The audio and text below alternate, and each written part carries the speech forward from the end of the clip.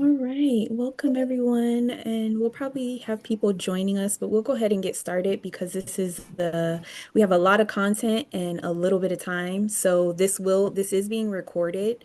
So we'll be able to share it out if there are parts that you missed or folks miss, or if folks have to leave or whatever. So anyways, we're gonna go ahead and get started. So I am Chantel Jackson, and I am the community organizer for the Peace and Justice Action League. And we're so excited to have you with us this evening as we do a virtual session of Protesting 101, a people's training. And I'll go ahead and hand it over to Liz, for introductions.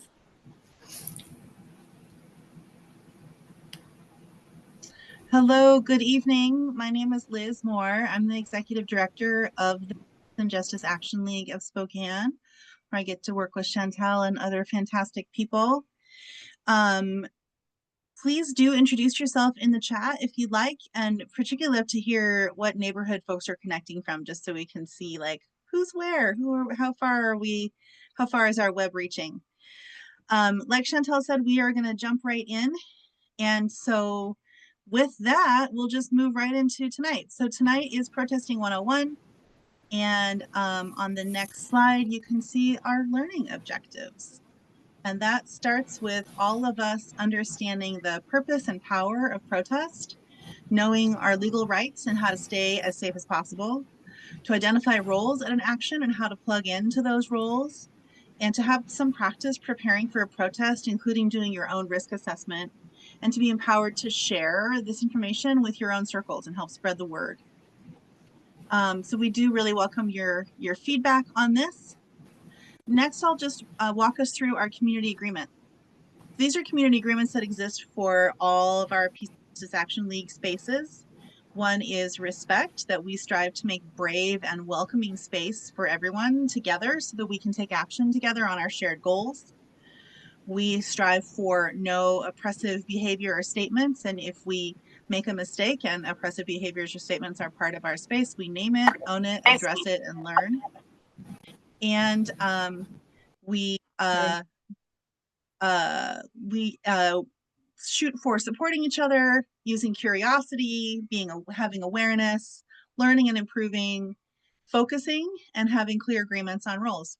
And you can find all these on our website at pjals.org/values if you want to look at them further. With that, let me ask you to tell us a little bit about yourself in this sort of census taking way, and either with your electronic hand, which is down if you're on a desktop or laptop, down at the bottom of the screen you'll see a react button, and in that menu you can choose raise hand, or you can also use your actual human hand if you want to use, do it kind of the tried and true human hand method. So raise your hand either electronically or humanly if you've been to a rally or demonstration before. Right? Great. And then you can lower your hand humanly or electronically in that same way where you go to react and then lower hand. And then if you have never been to a protest before, raise your human hand or your electronic hand. Okay. Welcome, everybody. If you've organized a community event or a rally or protest, raise your hand. Great. If you have been a peacekeeper with the Peace and Justice Action League before, would you raise your hand? Great. Wonderful mix of experience we've got. If you've been to an event, protest, demonstration, where there's been opposition presence, random hecklers, and or activated participants or aggressive law enforcement, raise your hand. Yeah. Almost all of us, looks like, or half of us at least. Okay. If you've been to an action that afterwards you felt like that effectively advanced your cause, raise your hand. Yeah. And if you've been to an action that could have gone better, raise your hand. Yeah, I'll raise my hand for every single one of these questions myself. Okay. And then finally, if you're part of organizing something that's coming up and you want to think about knowing your rights and helping people understand the purpose of the event, raise your hand. Great, great. As we go, particularly at the end, if you'd like to share announcements or invitations for people to participate in what you're planning, please do that in the chat at any point. And then I want to ask us all for a reflection. And in the chat, if something comes to mind that you are hoping to learn today, share that in the chat. What particular question or curiosity moved you to come to tonight's Talk About It Tuesday on Protesting 101? What do you hope to learn? Let us know in the chat.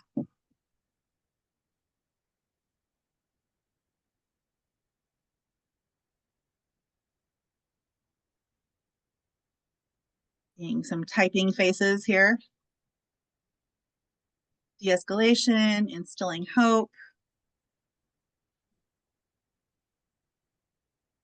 What else?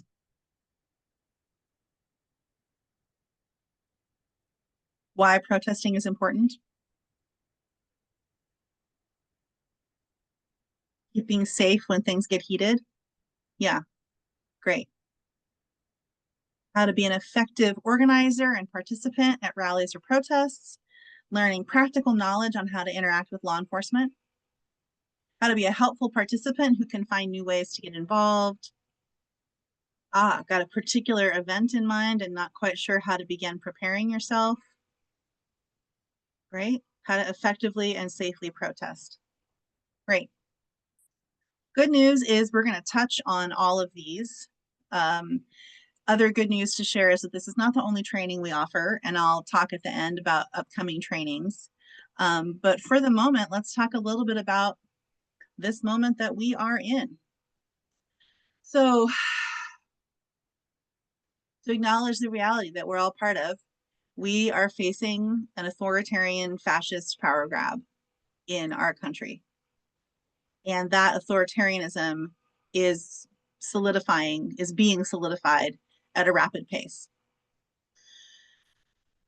Some of the next slides I'm going to share with you come from research that was done across the world over the last 100 years, looking at authoritarian structures and regimes, and looking at violent and nonviolent regime change or maximal change movements that happened around the world across the last century rather, and identifying the patterns of what it is that would-be dictators do and the patterns of what effective people power movements do to counter authoritarianism. So before we get into the specifics of protest, we're just going to kind of set the stage of what is this moment that we're in. So one thing that we know is that there are particular patterns of how dictators and would-be dictators behave. And that can actually make it possible for us to move out of their reaction stance that we may be in and move into a more proactive stance. So we know that would-be dictators divide and rule. So that means our goals need to include that we play as a team, that we work together. We know that would-be dictators wear people down and go after and dehumanize group after group after group. And so it's really critical that we care for one another to stay in the fight. This is one critical way for us to stay strong. And that looks so many different ways, from donating to food banks right now as food and nutrition supports are being denied in the name of a right-wing fascist agenda. It can look like peacekeeping with PJALs in our de-escalation team. It can look like donating to immigrant-led organizations like Nuestras Raíces, Latinos in Spokane, Creole Resources, Asians for Collective Liberation, so many other really wonderful organizations, Manzanita House, so many really important organizations in our community that are led by communities that are being targeted by the power of the United States government right now. So many different ways that we can care for one another to stay in the fight. We know that dictators and would-be dictators use threats of repression to maximize obeying in advance. To really send a signal, you better do what we signal you to do, and you better do it before we even say it out loud. In response, what we can do is plan in advance to make that repression backfire and to cultivate collective courage so that we stay in motion and we stay in motion together. We know that dictators seek to sow confusion and distract us by this sort of like blizzard of headline, headline, headline. We know that what we can do is to cut through that confusion and identify what red lines we will plan to be ready for so that we have plans in advance rather than trying to react on the day that news comes down from scratch, from square zero. We know that would-be dictators seek to provoke their opposition, in other words, us, to be violent. So what we can do is not take that bait and remain strategic. And finally, we know that would-be dictators seek to avoid creating trigger events, meaning they want to avoid an event that we respond to. Or they seek to combine those trigger events that we would respond to with harsh repression. And so what we can do is develop capacity for rapid mobilization together. And that mobilization can look so many different ways. That's some of the things we're going to talk about tonight. On the next slide, we'll do a little more examination of what makes people power movements successful. And you can see in very small print on here that this comes from the really important and wonderful research by Erica Chenoweth and Maria J. Stephan. They wrote a book called Why Civil Resistance Works, and it is the result of their study of, as I mentioned, violent and nonviolent social change, regime change movements across the 20th century. What they found is that there were twice as many nonviolent movements as violent movements, and that the nonviolent movements were twice as successful. And the patterns of what made those movements successful were these 7 points: large, diverse participation from different sectors and groups in society. It wasn't just one group, it was a huge team playing as a team. 2, that within those different sectors and groups in society, they managed constructive tensions, centered relationships, and prioritized larger goals. 3rd, they had a unifying vision of tomorrow that was grounded in shared values. And what this means is that while it is essential that we say no, it's also essential that we come from a yes, that we put forward a vision of what we are fighting for, just as much as we are clear about what it is we're fighting against. Both are absolutely critical. 4th, that these successful people power movements won loyalty shifts by recruiting from within key pillars, key sectors of society: business, labor, security forces, including things like National Guard, local police, military, faith, the faith sector, education sectors, media, and civil society, that every single one of those sectors, those pillars, was a site of organizing and a site of struggle. We'll talk more about that in a second. 5th, I think we're on, that these movements expanded the repertoire of nonviolent tactics. Yes, they protested, but that is not the only kind of tactic that they used.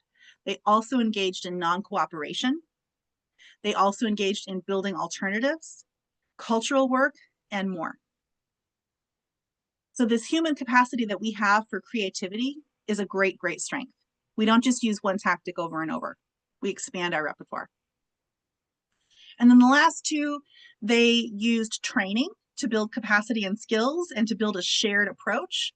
They had nonviolent discipline. They had a commitment to nonviolence based in the strategic impact of refusing to take the bait of government forces or authoritarian forces. And they had strategies for violence de-escalation. So if you want more of this, we will have a training coming up that you'll hear about soon. But there's also a wonderful book. I mentioned Erica Chenoweth and Maria Stephan's book, Why Civil Resistance Works.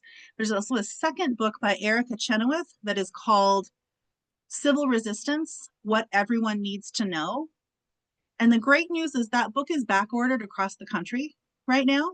It's very hard to get a copy of it because everybody's reading it, but it is available on audio. So you can listen to it, and it's in a Q&A format. So it's really, really worth checking it out.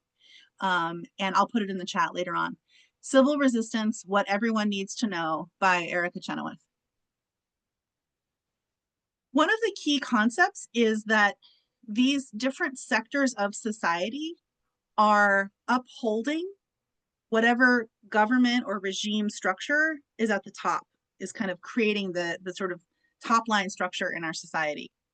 Not all pillars have the same power in upholding the system, nor in disruption potential.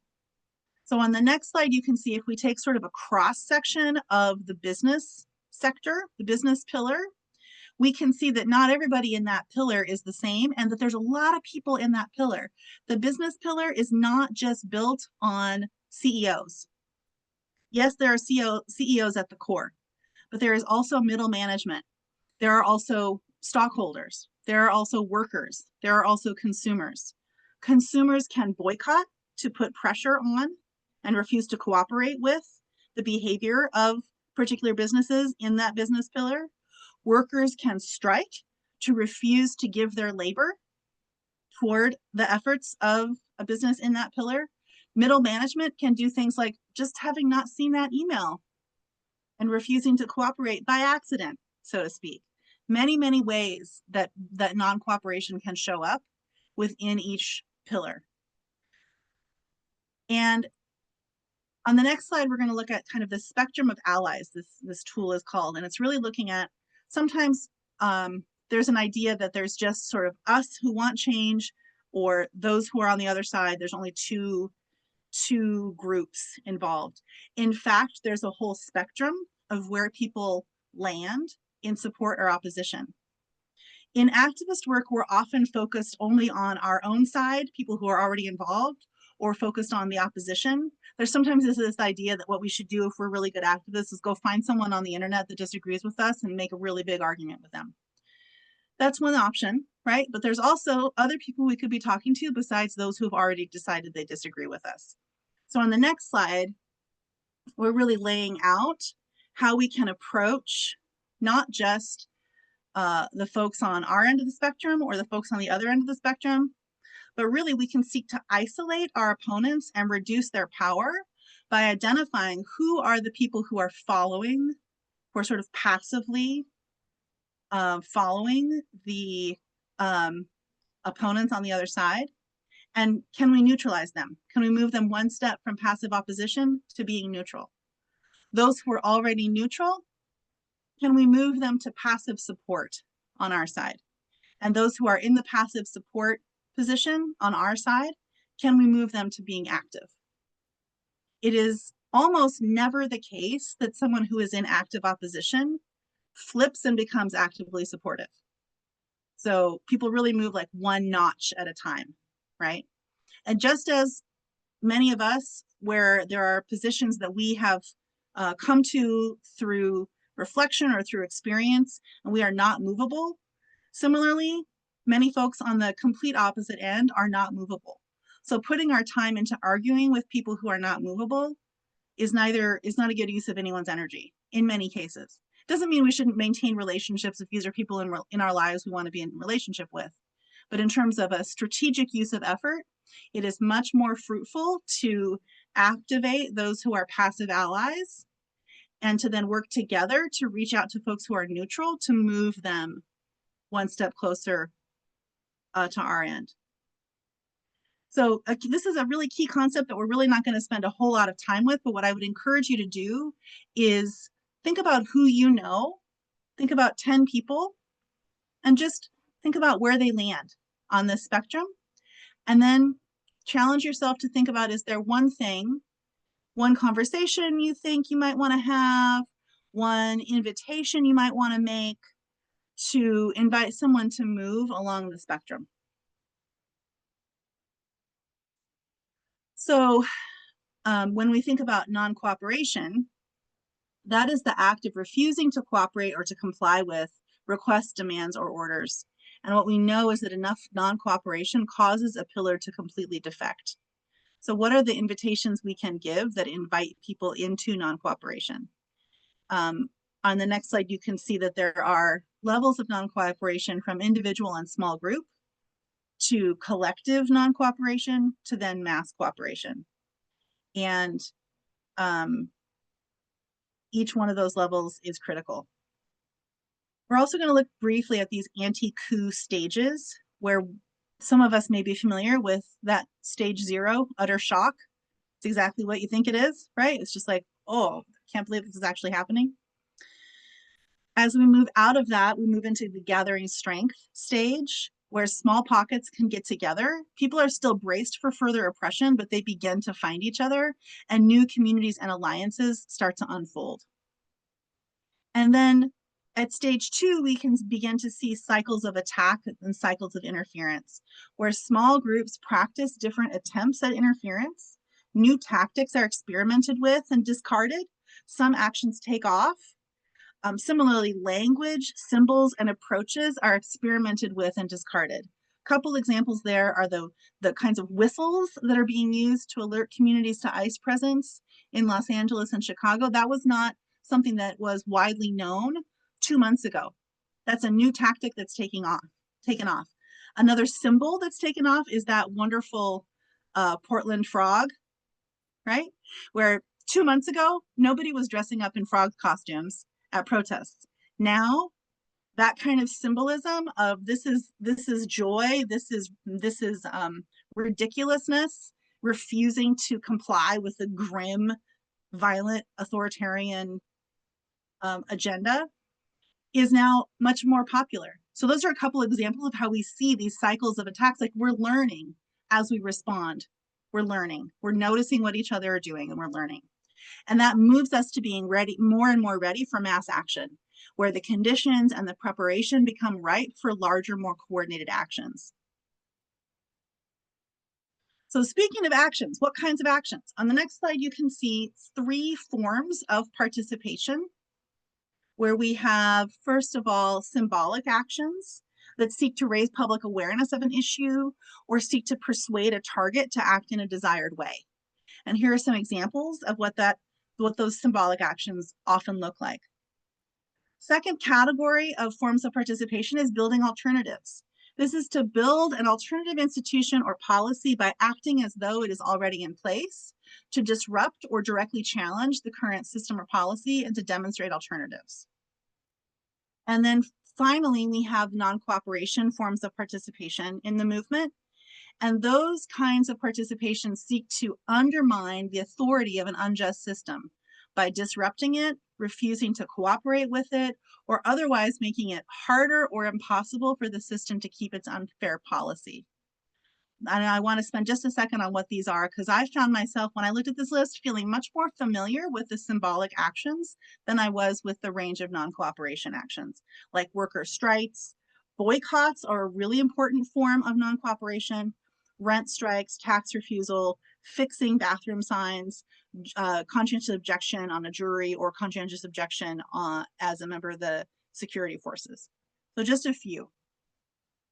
In this workshop tonight, we're talking about protest. And so I also want to offer 3 criteria for effectiveness with regard to protest. And that is, first of all, that it interferes with injustice, that an action should either build people power or otherwise get in the way of injustice. It should convince new people to activate, because people power is about people.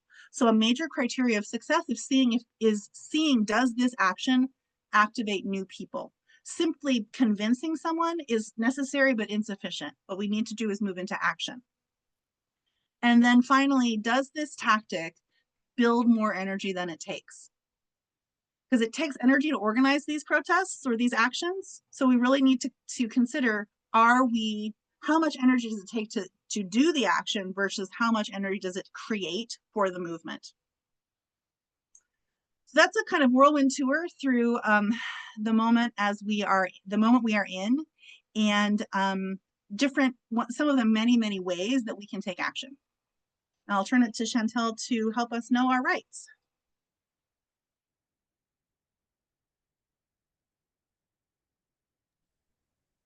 Okay. So know your rights. Um, our source is the ACLU. So if you want more information, you can go there. But so in public spaces, you have the right to peacefully protest. Um, Protests are a First Amendment action. Oops. Oh my gosh, I can't touch my mouse. Okay, sorry, y'all. Okay, I'm not going to scroll. And let me do this as well. Um,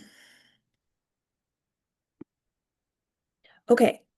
So, your rights are strongest in are what is known as traditional public forums, streets, sidewalks, parks.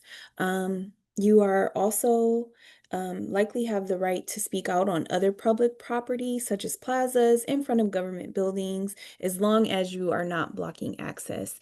And the thing about your rights in public spaces is that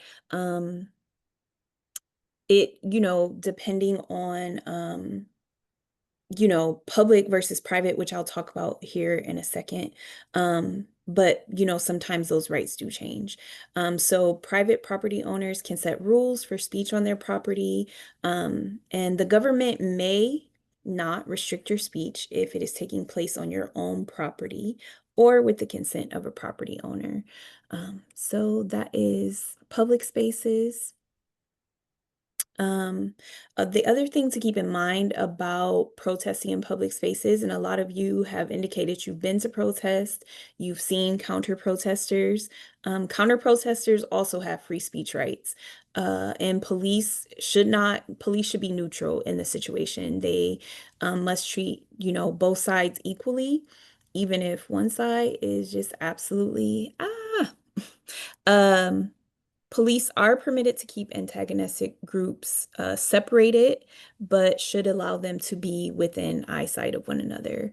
Um, so also, when you are lawfully present in any public space, you have the right to photograph anything in plain view, um, including federal buildings and the police.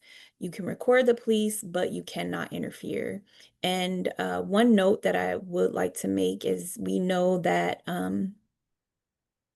sometimes when we've been protesting, these things have not acted out, and I'm going to give you some tips on our next slide of how to address that if you are being approached, although they're your rights. Sometimes, depending on place, space, and time, we have to make decisions. On private property, the owner may set rules related to photography or video. For more information on your rights in the police, you can, well, let me, uh, I was gonna say something else, but I do want to show you a couple of videos here, and hopefully this will pull up, and you all will be able to hear and see. Oh no, hold on. Oh, I feel I didn't think about this business. Okay, everyone, I don't care. Hold on, let me try again. Okay. sure you're sharing. And I'm Bill Goodman. Okay. We can hear it. Oh, you can't hear it and see it? Yeah, we can hear it. Mhm. Okay. Together, we've been fighting fascism for over 50 years. And so much has changed over those 50 years, such as the ingredients to a successful firebomb. And the glass that bank windows are made of. But there's one thing that hasn't changed over 50 years, something that is so important to tell you kids who are new to this movement. Shut the fuck up. You're sitting in the police transport van after a protest? Shut the fuck up. In a holding cell with your comrades? Shut the fuck up. Cop knocks on your door? Shut the fuck up. Texting on an unsecured device? Shut the fuck up. Pulled over by the cops after a protest? Shut the fuck up. Cop just asking about your day? Shut the fuck up. Feds call your mom? Tell your mother to shut the fuck up. Now, repeat after me. When the cops come calling, what do you do? Shut the fuck up!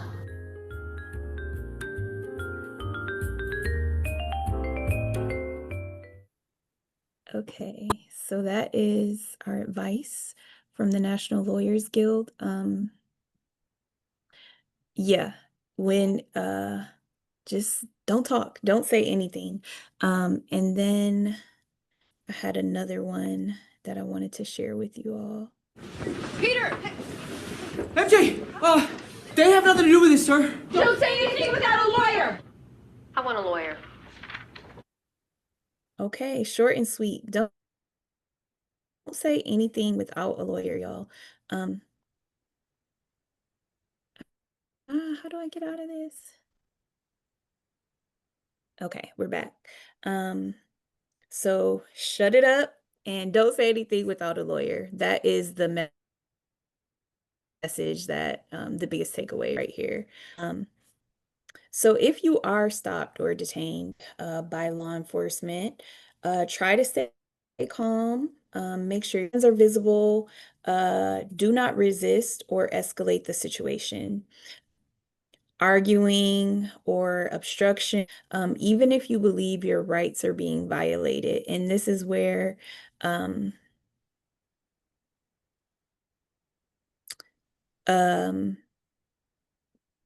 just the how do I put it? The restraints it will take in situations if you are stopped.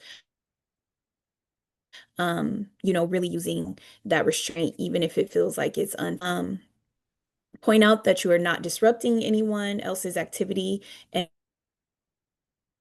that the First Amendment protects your action or protects your actions. You can ask if you're free to leave. If the officer says yes, walk away. If you are under arrest, you do have a right to ask why. Otherwise, say you wish to remain silent. And what did they just tell us? Don't say anything or sign anything without a lawyer. Ask for a lawyer. What to do? You do have a right to make a local phone call, and if you're calling your lawyer, police are not allowed to listen. You never have to consent to a search of yourself or your belongings unless you're already on bail or probation for a previous charge. If you do consent, it could affect you later on in court. So it's just important in the moment, again, to think about this is this moment, but using that restraint and make decisions that will help you in the long run. Police may pat down your clothing if they suspect you have a weapon and may search you after an arrest.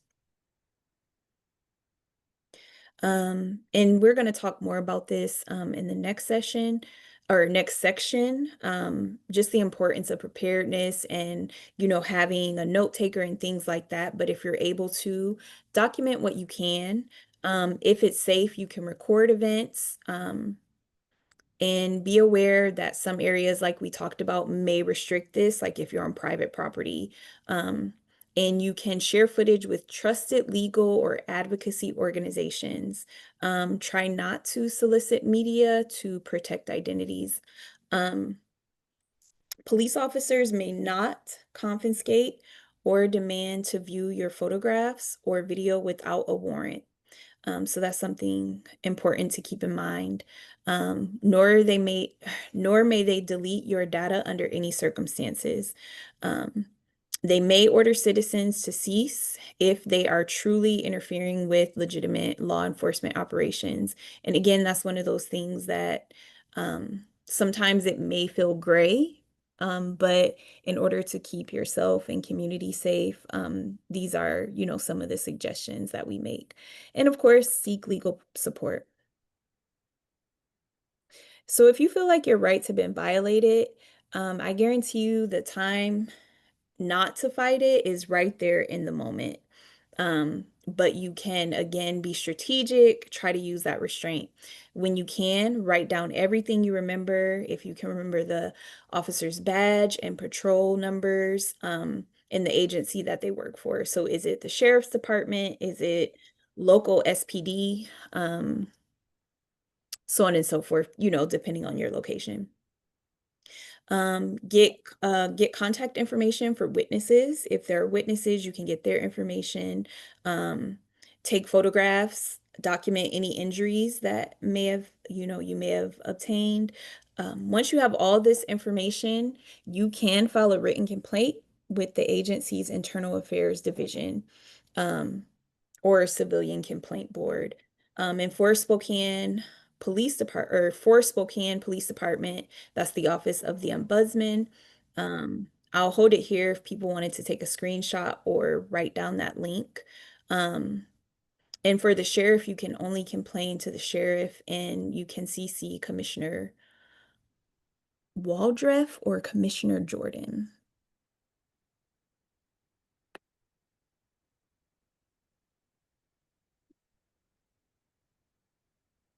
Okay, so if you are told to disperse, law enforcement may break up protests if they feel like it has become violent or has been declared unlawful.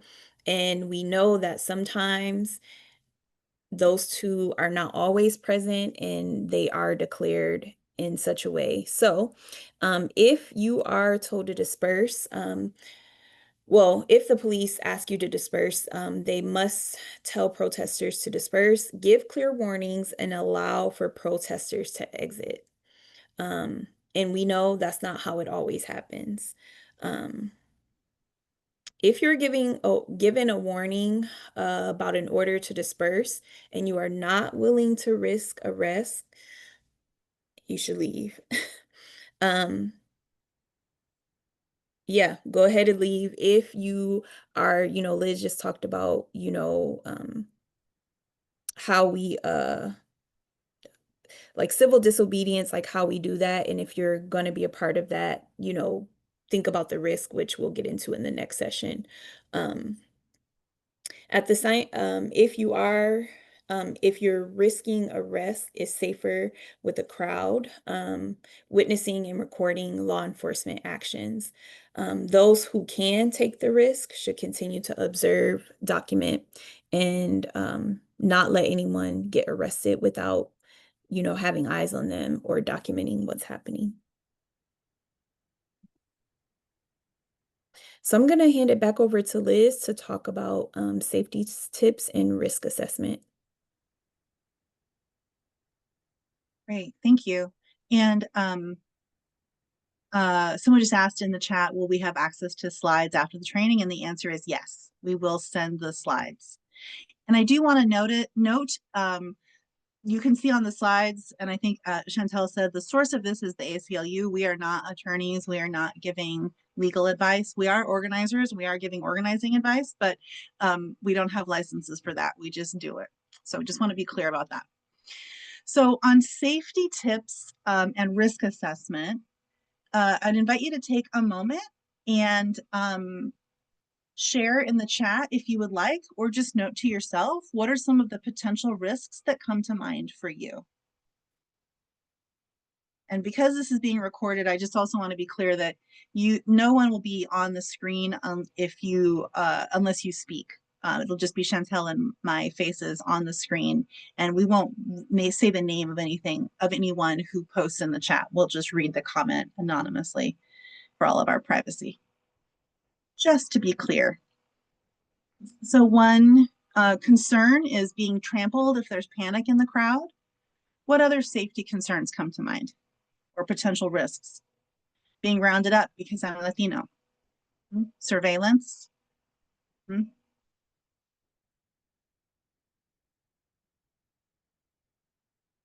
I see some typing faces. So I'm going to wait a minute here and see what else comes through.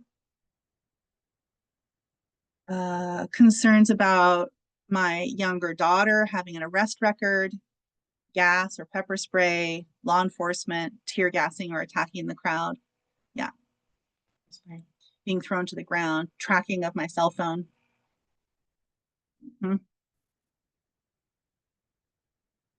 So as these come through, please continue to share. Let's move to the next slide because we want to be really clear that we're talking about risk assessment here, but the reality is in this time and at all times, but particularly now, All protest actions and demonstrations, even those which do not explicitly involve planned acts of civil disobedience, may carry the risk of arrest. We are in a fascist power grab. There is no safe way to oppose a fascist power grab. Neither speaking out nor remaining silent creates safety when there is fascism on the rise. Some other concerns that have been named in the chat are being followed back to my residence, legal repercussions just for civil disobedience, managing disruptors, and drones or facial recognition being used to identify protesters. Okay, great. Thanks for sharing all of those. So we're going to go sort of a before, during, and after approach to safety tips and risk assessment. So first of all, before. Number one is please research any demonstrations you plan to attend. Know who is organizing the action. Don't share actions that don't have a logo or a name or an organizational name of who is organizing them. One reason this is critical is that it can just cause massive confusion.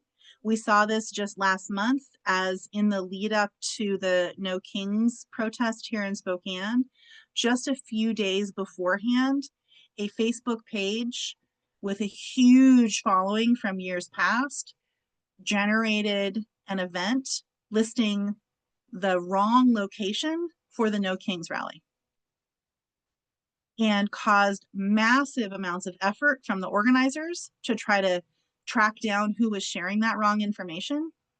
It was almost impossible to track it back to a person who had created it or to distinguish that this was not something that was official communication from the known organizers of the No Kings rally, because there were no logos on any of the materials that were shared. So it's really important to have logos on your, if you are promoting an event, put your logo on it. If you don't want to put your name on it, that's totally fine.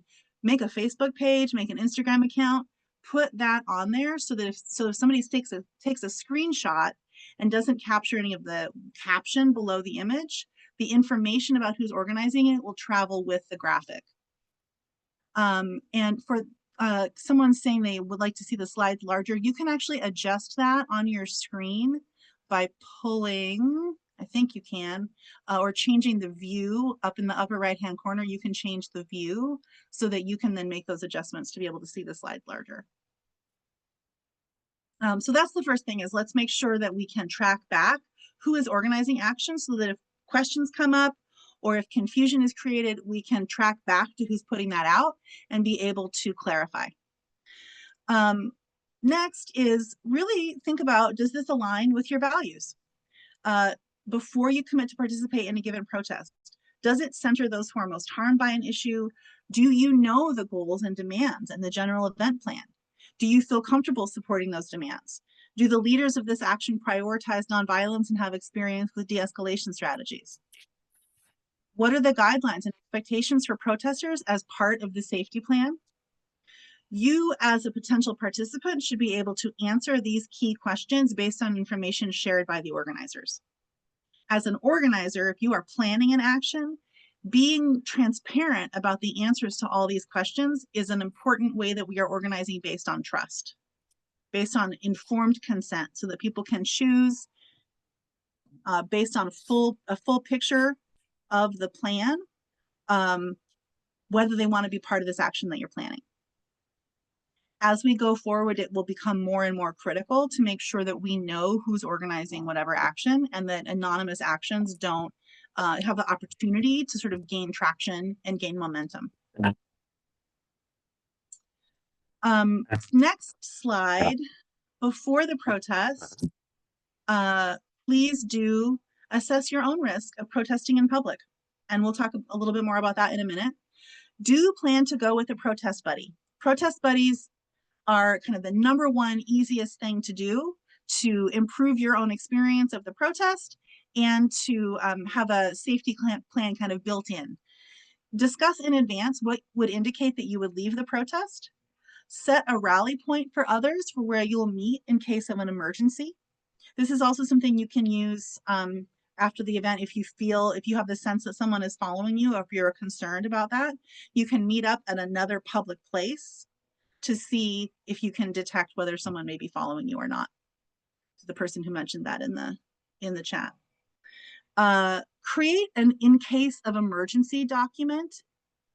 You can share your emergency information with others.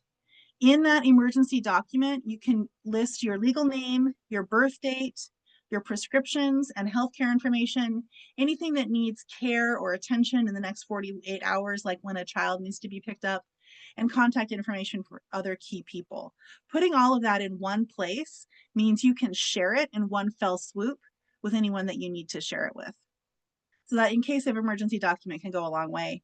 And then do also share your location and what time an off-site person should expect you to check in after the protest. So setting this all up in advance is a good way to reduce the potential safety risks.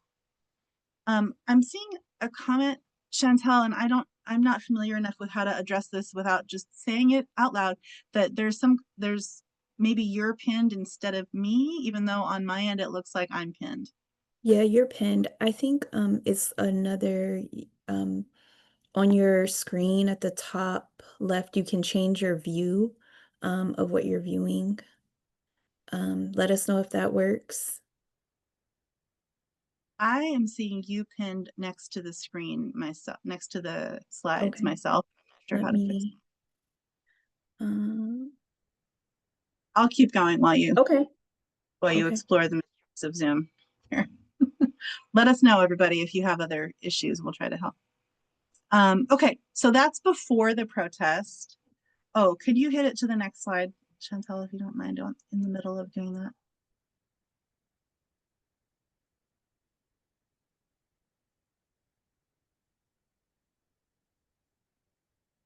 You advance the slide. There we go. Great.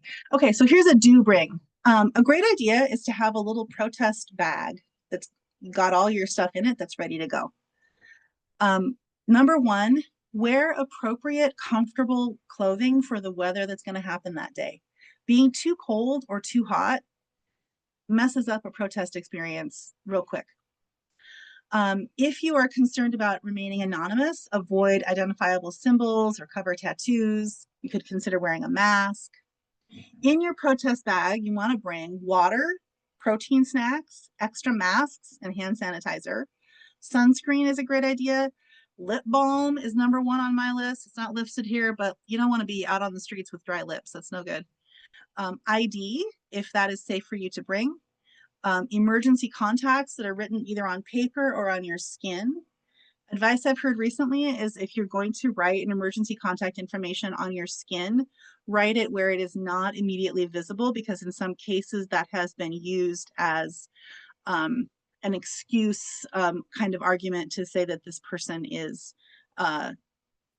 coming with plans to cause trouble, which is of course ridiculous, but is an argument that sometimes has been made. Bring a sign. The challenge here is either make it so compellingly beautiful that people cannot resist looking at it, or just use a few letters and a few words. Do not bring it on a stick. A sign on a stick can be construed as a weapon. And do bring a camera. Next slide. We are going to we're going to continue to talk about protest toolkit.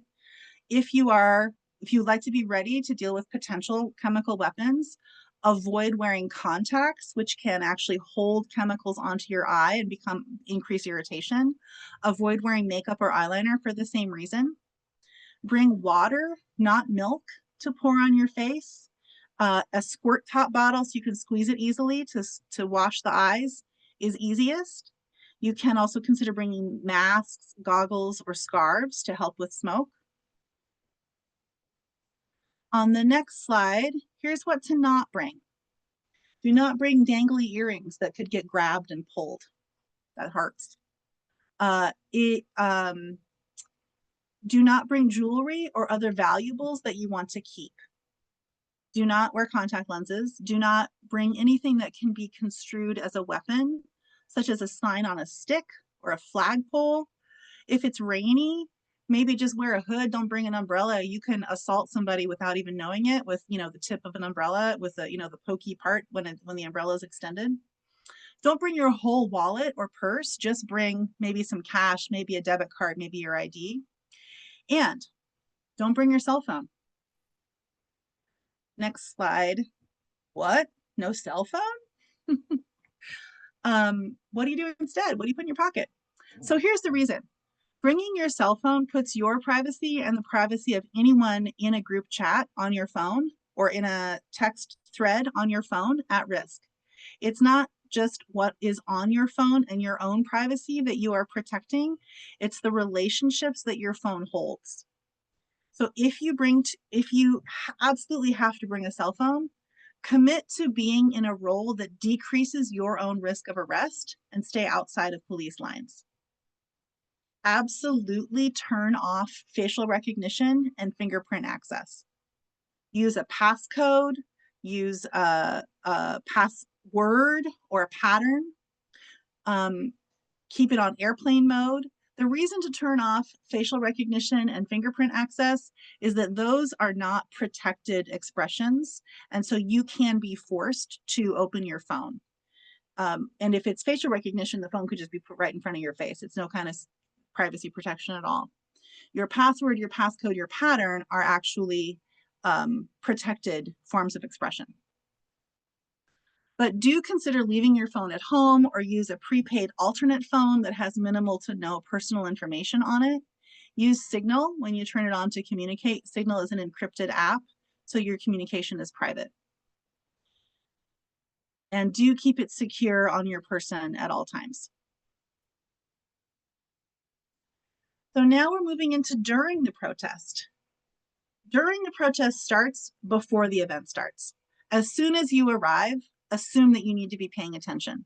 Some of the biggest times of vulnerability for harassment or people that have negative intentions coming into the space are before the event starts and after it's over, where nobody's exactly on duty yet.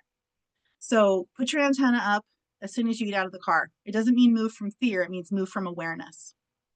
So pay attention before the event starts and after it's over. Chat with and meet your fellow protesters. This is a great opportunity to create relationships, build networks, and also to assess the intentions and levels of activation and intention. Follow the lead of organizers. The folks who are leading the events typically have years of on-the-ground organizing experience. At the very least, they've been thinking about the plan for the protest more than you have because they've been planning it. So look to them to start chants, to guide marches along specific routes, and to notify the group of any concerns. Please, please respect their requests, such as not to damage property or not to engage with opposition or to stay on the sidewalk if it's a sidewalk march. If they are asking you to do something that does not align with your willingness, leave the event. Leave the event. It's that simple. If the media approaches you for a statement or to be on video, point reporters to the organizers who know best how to communicate the group's message and demands. And definitely be mindful of when to step back and give others space to speak out, particularly if you are white. People of color are more likely to be directly impacted by this fascist power grab, so it is the responsibility of white protesters to act as allies and get out of the middle and center the voices of BIPOC demonstrators.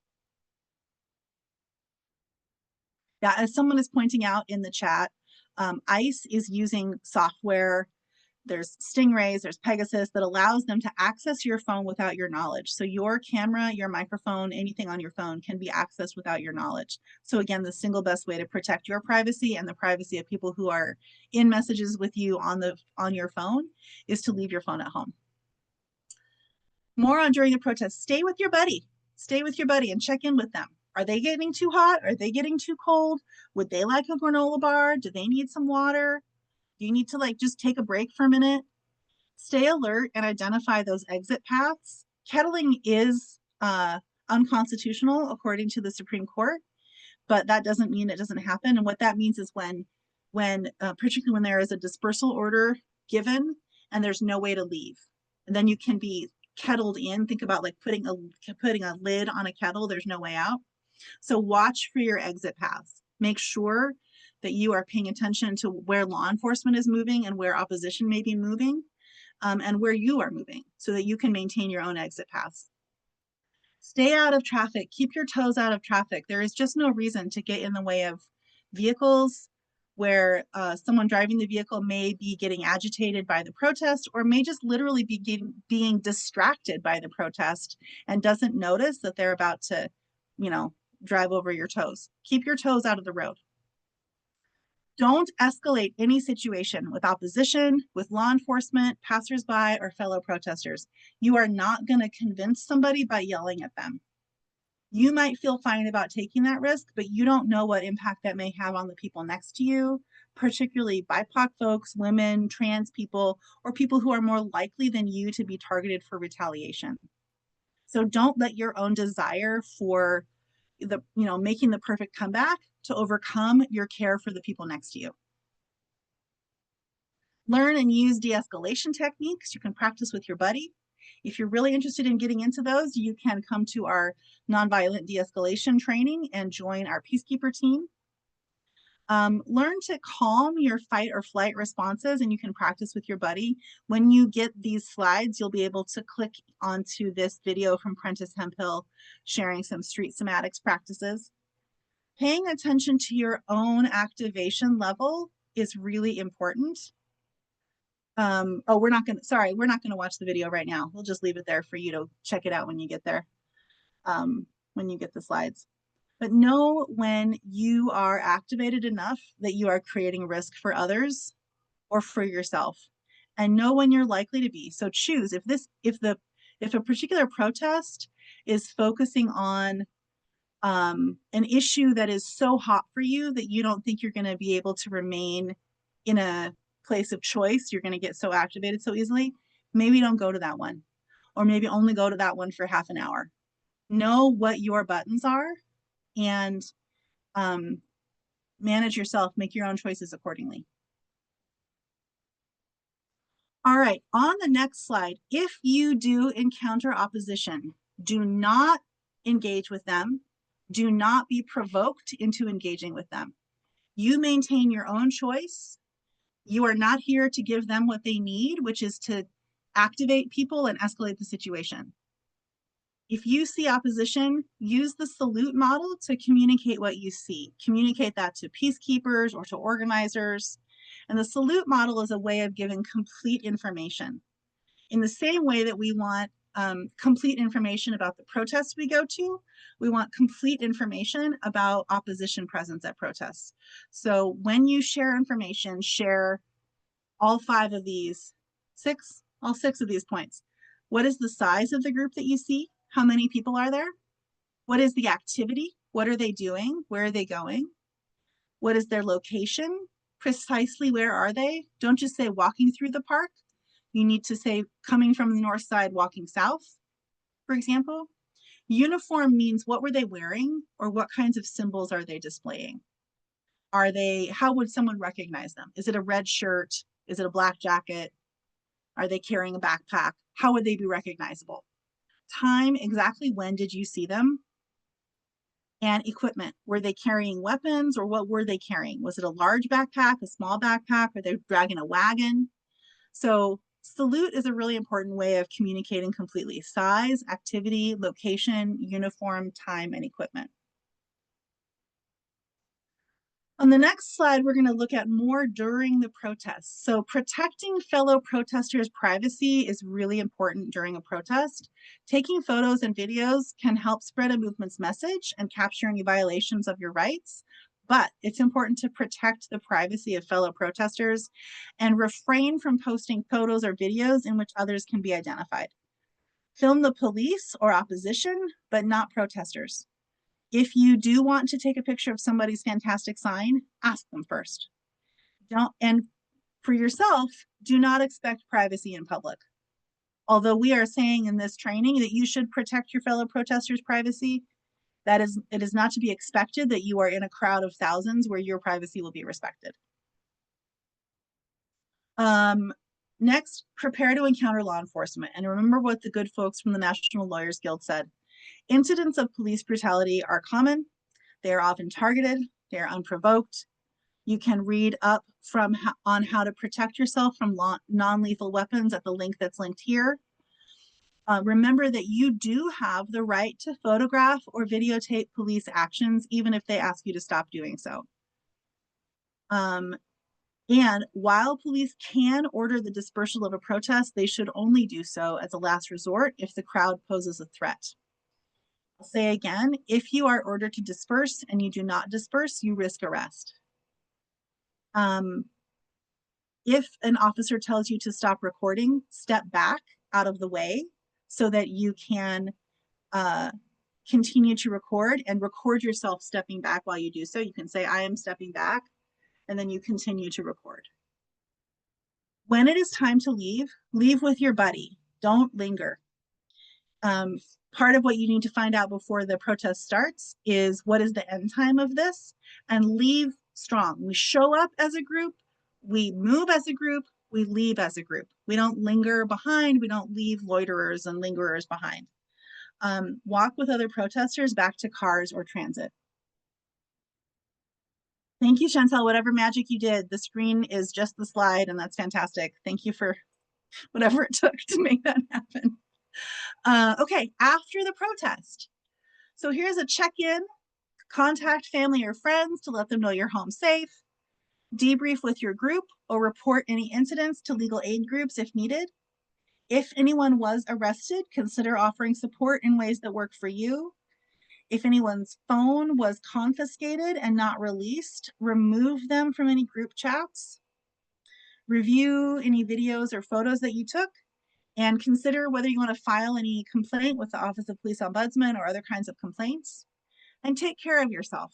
Hydrate, rest, seek emotional support if you need it. Protests can be physically and emotionally exhausting.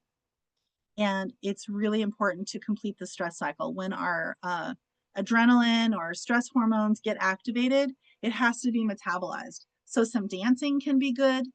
Some jumping jacks can be good. Literally processing those stress hormones is really important for our bodies. Certainly, yelling in the car is a perfectly good option. You want to complete that stress cycle before you arrive home to loved ones. That's the best advice. Okay, so that's our before, during, and after. Now, just take a moment to think about, that's a lot of information, so I invite you to think about what 3 things are most important from this section, and start to think about your own personal boundaries around risk so that you can protect yourself while still showing up in ways that work for you. And please do share any responses to those questions in the chat. I'm going to drop those questions in the chat. So we've got a shout out for don't take your cell phone. Great. Please go ahead and share other thoughts in the chat. I'm gonna, because our time is a little bit tight, I'm gonna move into the next section on roles, and we'll come back and take note also of what people share in the chat. So we're gonna talk for a brief time about roles at protests. And number 1 rule is 1 job per person. Part of building that movement with broad support is that there's enough people to do 1 job per person. So here are some of the examples. We're going to go through over like 3 slides, I think, of different roles that you can take at a protest. There might be an MC, there might be speakers or performers, there might be a sign-in team with clipboards and stickers. At the No Kings rally, there were a wonderful team of volunteers who were inviting people to connect with PJALS. That you might have a flyer distribution team. Maybe the flyer has your chants on it or your nonviolence guidelines on it. There are folks who are sharing, doing mutual aid for wellness or resource sharing, things like bringing a giant thing of water and just putting it down and opening it up so people know that they're welcome to take it. There are chant leaders. And of course, there are people who are participants who brought their sign, brought their blow up unicorn outfit, and they're ready to go. On the next slide are jobs that warrant some training, planning, and preparation. That first list was, certainly it takes some preparation to be an MC, but here's the set of roles that take a little more. So one role is being the event team liaison to law enforcement. That is a specialized role that requires a good amount of preparation and familiarity with the goals of the protest and the strategies of dealing with law enforcement. That's something that we talk a little bit more about in our Peacekeeper training and have developed some resources about. So if you're interested in more on that, you can reach out to me or to Chantel and we can share that resource with you. Being part of the Peacekeeper team or being the Peacekeeper leads. Peacekeepers go through a training on de-escalation and then volunteer in buddy pairs as part of a team to help de-escalate any volatile situation that may arise at the protest. Medics, maybe you want to investigate being part of a medic group. Legal observers, people who are specifically looking for people's rights to be respected. Spokespeople to media or electeds, of course, that's a role that goes to someone who's been part of the planning for the event, who's very familiar with the message that is desired to be conveyed. People willing to risk arrest, if that is part of the action. Bail support or jail support, meaning organizing bail or organizing presence at the jail for people to be released if they're booked. And of course, the event or action organizers. So lots of work to do. Much of it is not something that you can just step into at the protest. Here are some off-site support roles. If you can't attend a protest, you can offer off-site support. You can donate supplies by sending them in advance, by dropping them off, or by sending it with a friend. You can contribute financial support to the organizations that are putting on the protest. You can contribute to local bail funds like SCAR's Community Justice Bail Fund.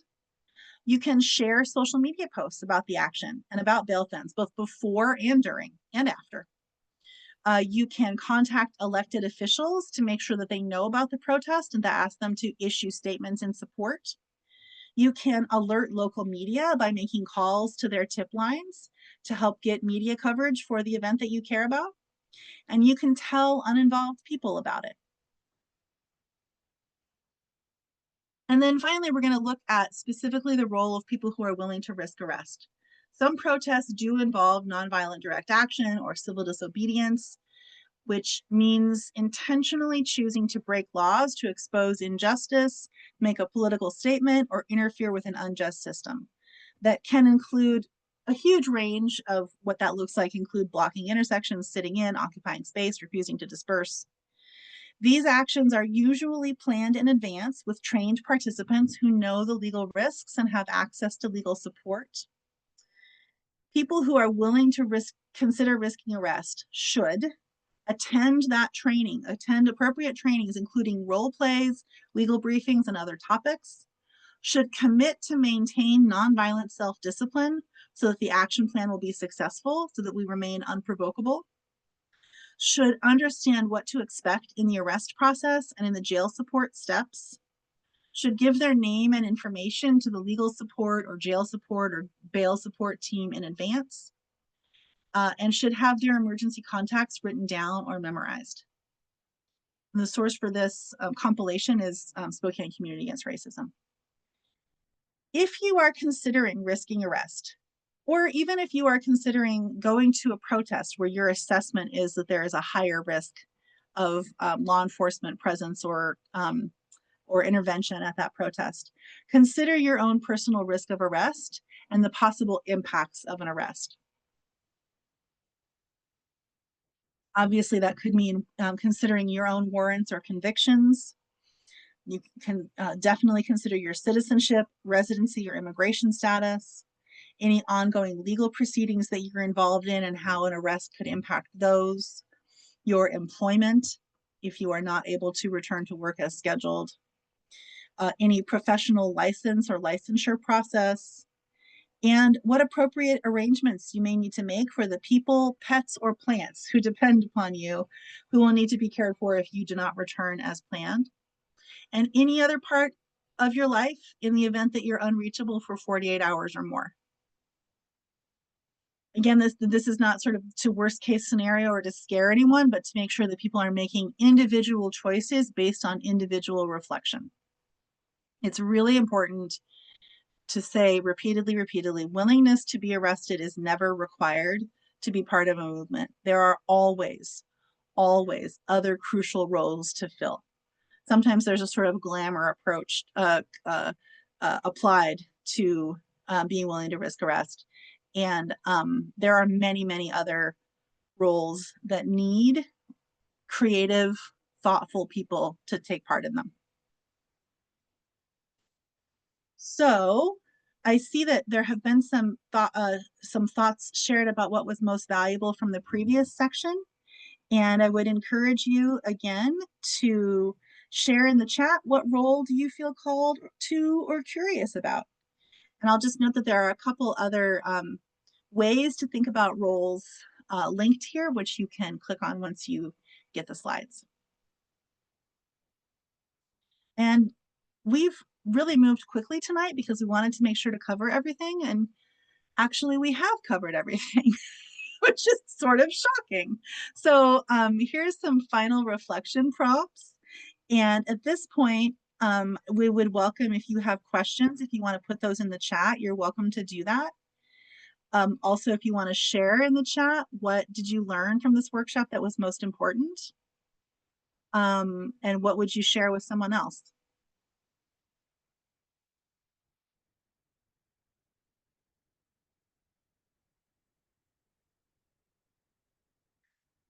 And I'm going to share, while folks put those into the chat, I'm going to share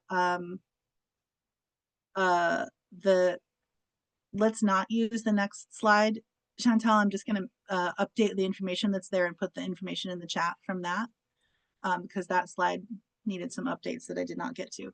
So I will put in the chat for us to see some ideas of actions you can take. You can join an organization like Spokane Communities Against Racism or PAJALS. Here are some wonderful organizations like Latinos in Spokane, Nuestras Raíces, Mujeres in Action, Manzanita House, Refugee and Immigrant Connections, Creole Resources, Spokane Immigrant Rights Coalition, Washington Immigrant Solidarity Network trainings for accompaniment and rapid response, and court support when the court proceedings begin for those who are facing federal felony charges for being part of the protest on June 11th at the ICE office. Also want to share with you some trainings that are coming up for PAJALS. I just need to update this list real quick.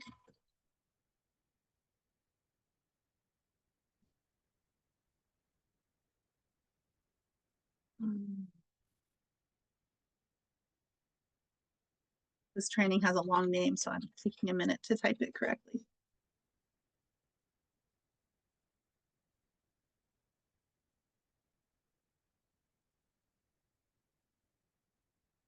Okay. So I'm going to share in the chat this list of trainings that PAJALS offers. We have Talk About It Tuesday, which is where you are right now. Next Tuesday, the 18th, you will, sorry, not next Tuesday, 2 weeks from now, on the 18th, we will host a researcher who will be speaking on effective community responses in the face of government disappearances based on international research. Tonight you are at Protesting 101. We will offer this again. This is the third one we've offered this year. We do offer, as I mentioned, a peacekeeper training on nonviolent de-escalation. We will offer that after the beginning of the new year. It's weird to say that, but it's November now, so we can start talking about the new year. Our next peacekeeper training will be then. We do offer a training on event safety planning. And if you are planning a protest, we are very happy to consult with you about safety strategies. So please don't hesitate to get in touch. I really want to highlight this next training here called People Power, Creative Resistance Against Authoritarianism. And we will be offering that for the first time for the community on November 22nd. You'll get that in an email tomorrow with all these upcoming dates. And we are offering a training on nonviolent direct action, which includes doing some discussion of legal impact of nonviolent civil disobedience, and helping people to be able to make informed individual decisions about how to engage in a range of tactics. And then after the new year, again, we will be offering workshops on race class analysis and action. So I just want to take a minute to read through things that people said they learned, and then I'll go to you, Adrian, to see your hand. Ways to encourage others. People are saying this is things they learned. Ways to encourage others to participate, even if it's not joining a protest or rally, such as donating to organizations or donating items to be brought there. Someone else is saying, I will share with my protest buddies about this training and highlight the things I learned, especially how to keep others safe around us as we protest. Someone else is saying, I learned how to effectively communicate with law enforcement. Ha ha ha, like by not. Nice, nice. Happy to have those tools, took a few notes, and will be taking this information back to my organization to share with the team. Fantastic. And we'll share the information with peers who regularly participate in protests. Wonderful. And someone else is saying, I will find a group to join or volunteer with, such as Manzanita House or Latino groups. Wonderful, wonderful. Adrian, if you want to take yourself off mute, would love to hear what you got to say. And we have time. We have about 10 minutes. So if other people have questions, you're welcome to put them in the chat or raise your hand. Yeah, I'd like to say I really would love to find out more about the people power creative resistance, because being here in North Idaho, I've been really thinking long and hard about presence as a form of protest. You know, social consciousness raising engagement as a way of life, you know, using arts and, you know, poetry, music, making it fun and creative to reach those neutrals and the passive allies, you know. And it's really, for me, that's kind of where I've been leaning my thinking and energy to. The other thing I wanted to point out is the importance of de-escalation. That what I've learned over the years is a lot of times it's with people on our own side who are kind of new to mass gatherings and actions, and whose personal trauma gets triggered by counter protesters and all the vile things they say. You know, I'm thinking about a time years ago at Spokane Pride, and I was standing by those usual 7 or 8 guys who were always ranting and saying off things, and there was this young white guy in his 20s standing next to me, and I could see he was getting worked up and really tense. And so I deliberately wanted to distract him, and I went up and asked him, how's he doing? He looks like you're having a hard time. And he said that he had grown up in a fundamentalist Christian family in Montana, and these guys were just really pissing him off because he had to grow up with that shit in his childhood. And so I reminded him, but here you have found your community. Here you are. And these are just 7 or 8 people. There's thousands behind you. We're here to party. Let's turn around and join the party. These guys aren't going to stop us from partying. So always emphasizing the positive, you know, uplift of what we're doing. Yeah, it's really true. In our Peacekeeper training, we spend a lot of just as much time talking about how we de-escalate people who are at the protest with us as we do talking about how to disengage opposition. It's really an important thing, and that kind of care for each other helps us stay in the fight and remain strategic and unprovocable. And yeah, I really appreciate everything you said. And yeah, let's talk. The slides that I shared at the very beginning around meeting the moment are from that larger people power creative resistance against authoritarianism training. So yeah, I'd be happy to share with you what I've got on that.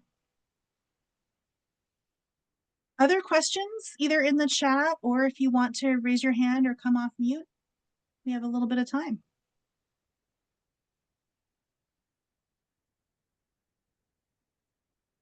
Or if you'd like to share an invitation to something upcoming, this is a good time for that as well. You could do that either in the chat or come off mute, although know that if you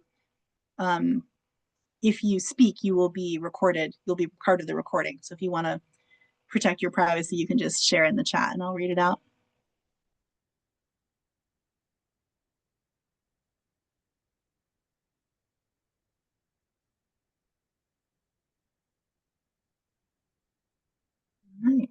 I'm not seeing anything. I think we might have, I mean, I certainly know we covered it in a whirlwind fashion. We will send the slides out to you all, so you'll see that in your email. One tip to be able to make sure that you receive it is to, I'm going to put this email address in the chat. And, oh, that's a good idea. We could watch the street somatics video from Prentice Hemphill if that's easy to find. That's a great idea. Thank you for suggesting that, person in the chat.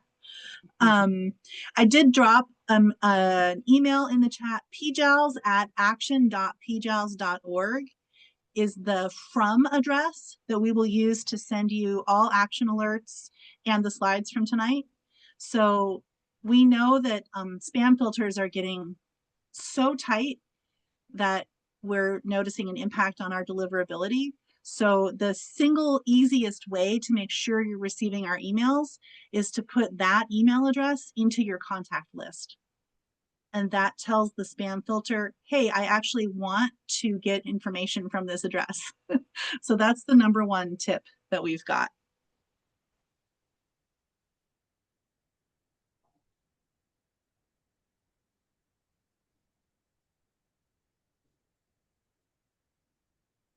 Great. I see the comment in the chat about sharing this with folks in Los Angeles. Fantastic.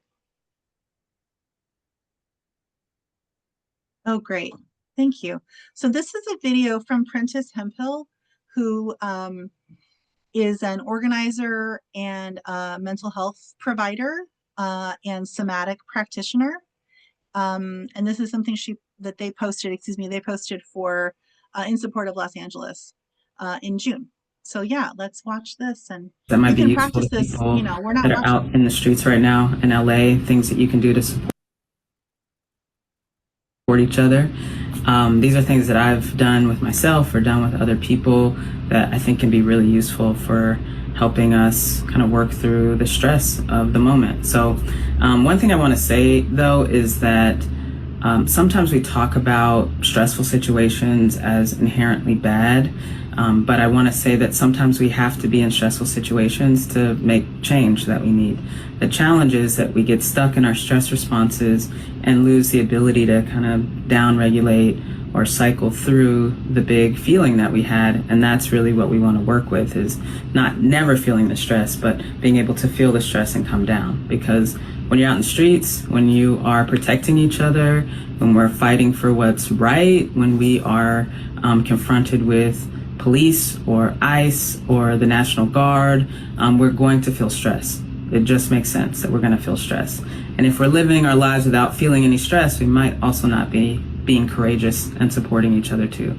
So we don't want to live life without stress. We just want to be able to cycle through the stress as we experience it. So that's what I want to help us with today. So a couple things that I've done or support people to do are really simple. So if you ever have that feeling of being in the streets and you start to feel overwhelmed, almost like lifted out of your body a little bit, maybe you're kind of scanning the perimeter, but you've lost contact with how you feel, there are a couple things you can do to come back into yourself. So one is just making contact. So you can take a hand and put it over your chest, one over your belly, and just breathe. And you can start with just feeling like what's under your hands right now. If you can just feel your body under your hands, feel your breath. You can bring two hands to your belly, to your center. And with all of these, you want to encourage that diaphragmatic breathing as much as possible. You can put a hand on your chest and on your head at the same time and just feel what's underneath your hands. I felt my breath drop down just doing that. Another way we can just remind ourselves that we have bodies, another kind of containment practice, is you can just wrap your arms around yourself like this. And we're sort of applying pressure in towards the center of the body. And that can let some of the tension go. You can drop your breath down into your belly. I felt that happen for me. It's just a reminder that you have a body, that you can be in your body. Other things that I've suggested for people is you can find a wall and put your back up against it and just feel your rib cage and the back expand a little bit. And that can help ground us down and help us come back into this moment. You can find a tree and do the same thing. And if you have a buddy, which I suggest you do if you're out in the streets, if you have someone that you talked about this with before, that you have some agreements about supporting each other, you can actually do some partner practices. So I'm asking my sister Rochelle to come here for a second. And one thing you can do is a sort of containment practice with each other. You can just take your hands and support each other if this is something you've talked about, and you can apply pressure into the center of someone's body. And what you want to kind of feel for here is their breath dropping down, maybe their shoulders dropping down. I just felt hers drop. And again, that gives the person the feeling of like, I can be in my body. You can just offer some containment to them. You can also put a hand on their back. And again, you're doing this with as much presence as you can because you want to listen for when does their breath start to change.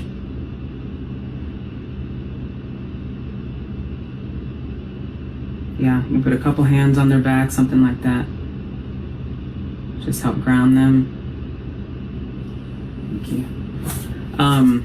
Something else you might want to do, like if you are feeling kind of immobilized or stuck in some way, if there's just kind of like minor shakes that you can do.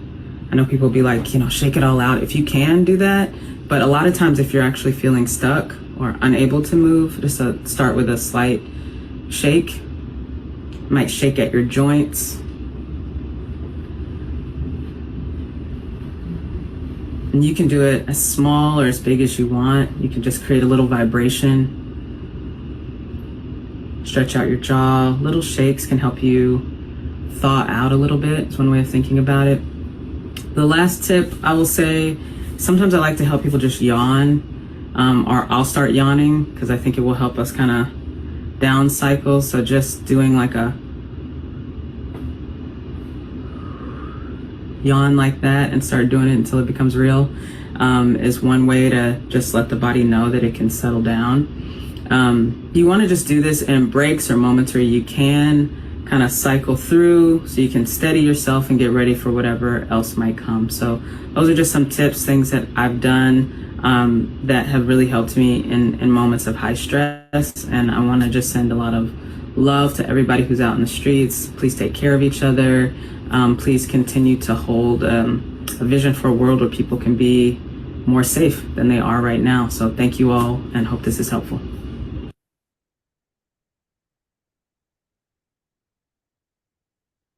Thank you to Princess. Another one that I particularly like and that I think feels really good to me is to stand back to back with somebody where it's kind of like leaning against the wall or against the tree, but maybe you don't have a tree near you. So if your protest buddy and you can stand back to back and lean on each other enough to like really communicate to your body that someone literally got your back right now and nobody's going to surprise you while you're taking a minute. It's very settling to feel that literal support, somebody having your back. Prentice has a great YouTube video of facilitating a conversation with Angela Davis at the East Bay Meditation Center in Oakland. It's a great conversation. I'm gonna look that up. Thank you, Adrian. Yeah, their book, What It Takes to Heal, Adrian gave a shout out to that in the chat, and I agree. Very good. So that, I think, is what we have for you all tonight. Is there anything else you want to say, Chantel, as we close here? That's everything from me. Thank you all so much for coming. I'm glad folks took stuff away. Yeah. Thank you all so much. See you soon. Good night, everybody.